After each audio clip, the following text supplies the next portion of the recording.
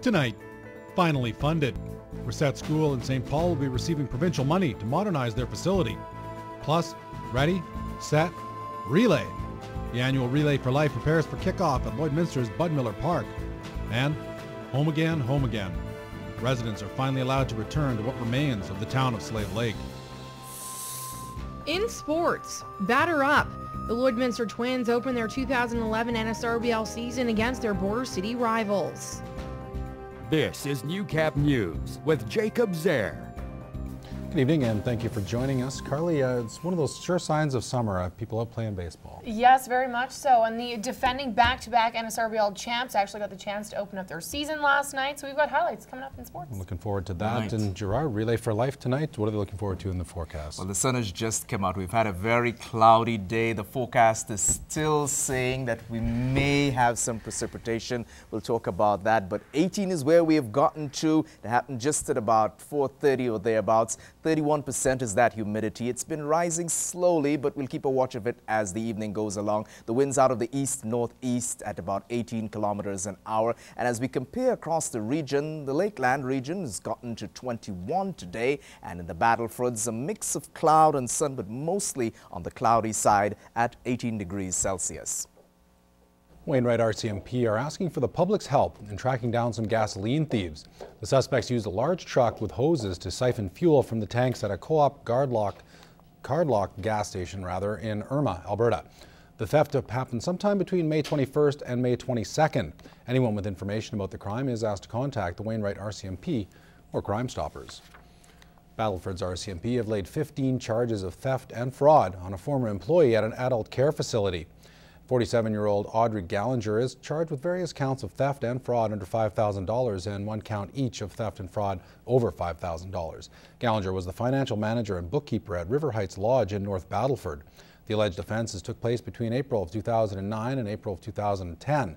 The alleged victims were the care facility, its residents, and an employee social group.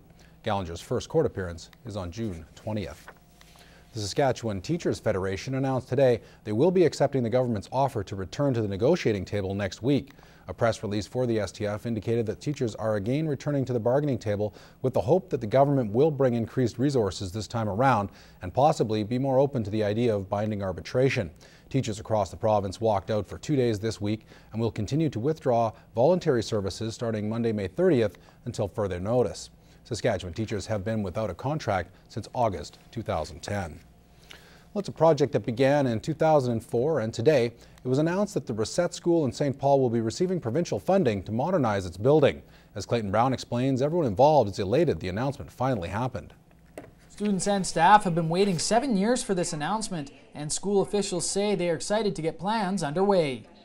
We've been patient in looking for modernization for Racette School, and we're very happy that everything is coming in. The stars are aligning and it looks like it's going to happen. We had a lot of bumps in the road, as some of the speakers said today, and the help of our students and staff and our parent councils, we've made it happen and we're very excited. The project had already been approved, but after a flood in the elementary school, most of the money for the modernization project was reallocated to pay for the flood damages.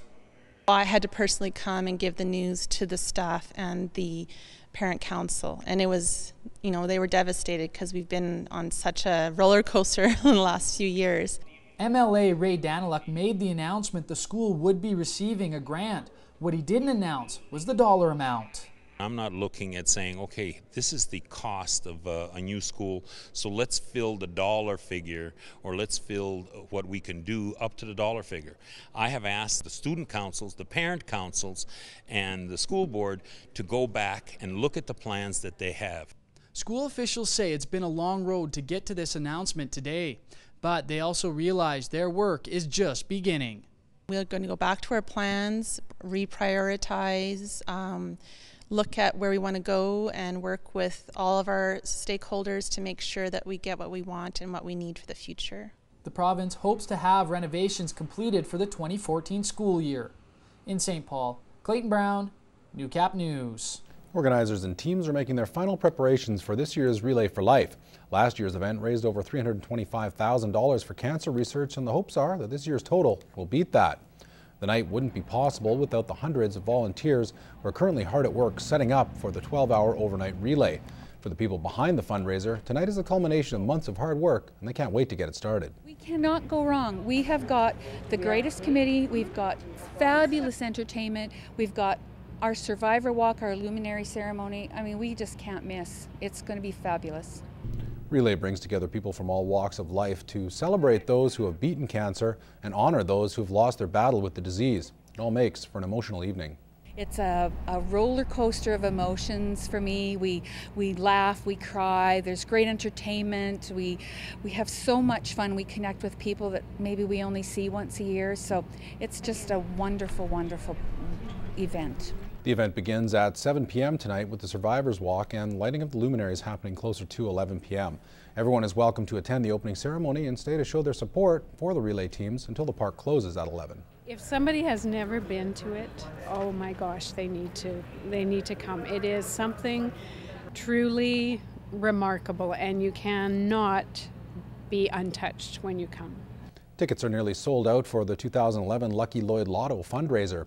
The event sold all their tickets last year, and it looks like a repeat performance is in store this time around. Things are coming very, very well. We've just found out that we're almost 90% sold out, and the early bird cutoff is very, very quickly approaching. It's on Tuesday, May the 31st. The 15 for 250 packs are sold out, but there are still other options available. The ticket options that we have left for purchase are the single packs, which are $50 each. Those are selling very, very quickly, and we know that it'll only be a matter of days until those are gone. And the 3 for 100 packs are also still available, but they're going fast. The money raised this year will go towards buying equipment for the maternity department at the hospital. 'Tis the season for charity barbecues, and after the break we'll find out the unique cause some Border City students were grilling for.